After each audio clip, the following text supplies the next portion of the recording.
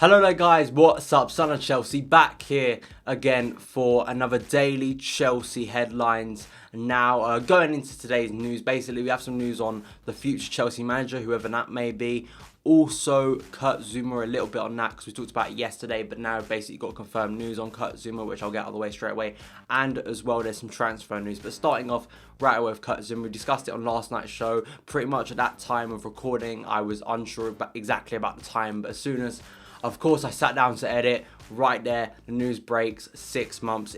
As I said like yesterday, it's heartbreaking news, especially for Kurt Zouma himself. I know some of you guys in the comments yesterday were talking about whether you think it will affect him. I know some people are kind of split. They think he will come back and do well. Others think that maybe this will kind of long term affect him. It's definitely going to affect him, there's no doubts about that, but I hopefully nowadays with the way medical science and all of that sports science has come forward in recent years, hopefully he'll be able to make a speedy recovery and come back as the great athlete and the great player that we know he can be as he continues to develop at Chelsea and become one of Europe's finest defenders. But more on that I'm sure in the coming months, and I hope and just wish Kurt Zouma a speedy recovery because we want him back as soon as possible. Next is about the future Chelsea manager, whoever that may be. There's been many names thrown out there and no real clear contender, but it does seem like Italy may be the place where our new manager may be coming from. Allegri seems to be the name that keeps on popping up for Chelsea. Now, a report from The Guardian has basically said that Allegri has been told to think twice about maybe moving to Chelsea. The general manager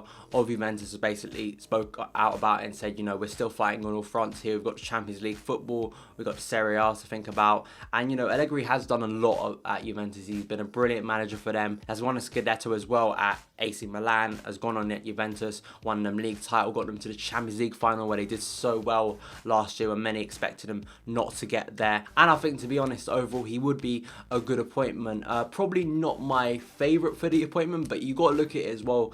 How many really top class managers are available? We know Pep Guardiola's gone to City, Jurgen Klopp's at Liverpool. We sacked Jose Mourinho, so of course he's not coming back, and apparently he's going to United. Carlo Ancelotti's going to Bayern at the end of the season, so pretty much kind of that real top class manager doesn't seem out there. It seems that the level below that. And Allegri, as I said, has done some great stuff at Juventus. I mean, to get them to the Champions League final and at a point where they look like they may have won that final, I think he's an impressive manager. But it's going to be difficult because I think Allegri, especially looking at the stuff he's done at Juventus still competing on all fronts. I know they haven't had the best year this year, but still some great players there coming through. And yeah, it's going to be interesting to see in the coming months. Will Allegri be Chelsea's manager? Let me know, guys, in the comments. Lastly, it's about Juan Cuadrado, who as well is at Juventus on loan from Chelsea. And apparently Juventus have already kind of set in kind of a clause to want to buy him at the end of the season. I think this is a smart move for Chelsea, but apparently they're trying to drop the price down a little bit, trying to shave 5 million off it, as the Daily Express says. I think this is pretty simple business. I mean, Juan Cuadrado, I feel sorry for him. Came in the January transfer window last year. We were top of the table at that point. The squad was settled. He was really struggled to find his feet, especially coming from Italian football into English football. The radical difference between the two,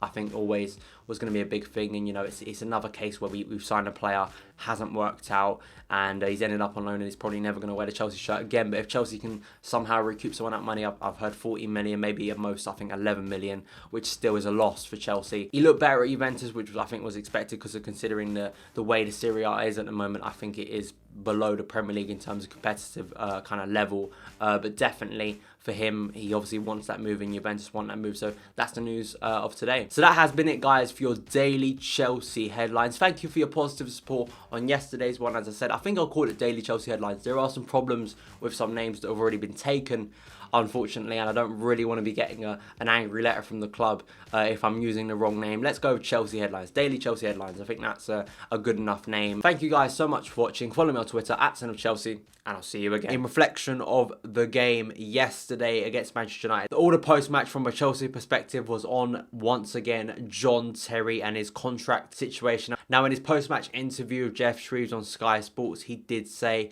that there is no communication between him and the club at the moment.